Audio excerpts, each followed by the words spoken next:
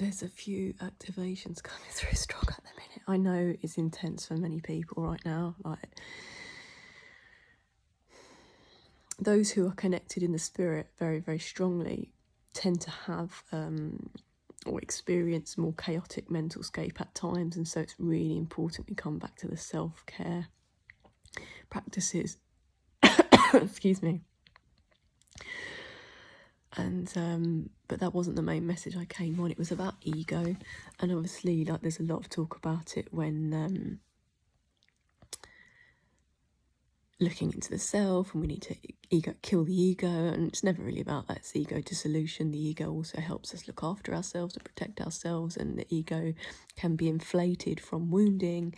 And what I realised through some of the relationships or interactions that I've observed over the past years is the ego can be inflated to the point of wounding, where you distort the words people say, you hear certain things, that your world becomes like the only thing that everything else rotates around.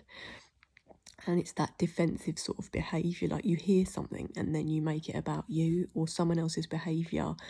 If they don't text back or something, is about you, when it's never about us, really. I mean, sometimes it can be, but it would be like wise at this point to like maintain conscious relationships, so that if someone did have an issue with us, 131, they would talk and give somebody the chance to meet them halfway and say when someone's ready, why the silence or why the change in energy. Because a lot of us are sensitive, so we're feeling massive change in energies in those around us, and we can't take it personally because there's huge personal transformations going on right now.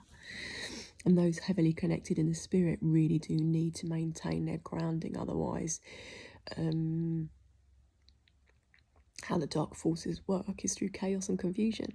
And so chaos and confusion can be overwhelmed, things not going right in that way. But when we are grounded and in our personal power, know why we love ourselves, loving vibrations, we draw the conscious energies towards us rather than drawing things that are not welcome here. They are not welcome here. They are not welcome here. 232. So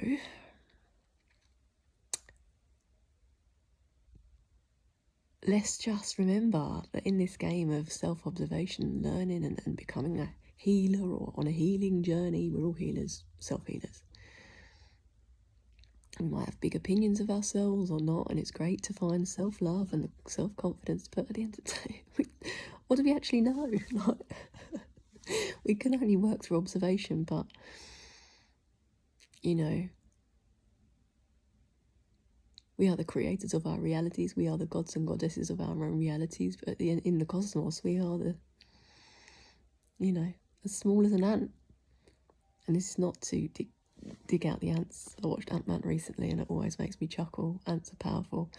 But, so yeah, maybe there's a message for the ants. Because actually I did 2 meds yesterday. One in the grass in the rising and it was sunny. And then later on it was sunny still, but a little bit different. And I moved to a different part of the grass. And all the ants just went all over me. So from the first part, there was nothing. And then an hour later, I went to a different part of the grass. And these ants literally just crawled all over me. I felt like Ant-Man and commanded my own little army. So, balance. You know, it's wonderful to find clarity and self-love and everything. But, you know, the balance between arrogance and confidence. And the balance between the light and dark, the balance between peace and chaos. 414.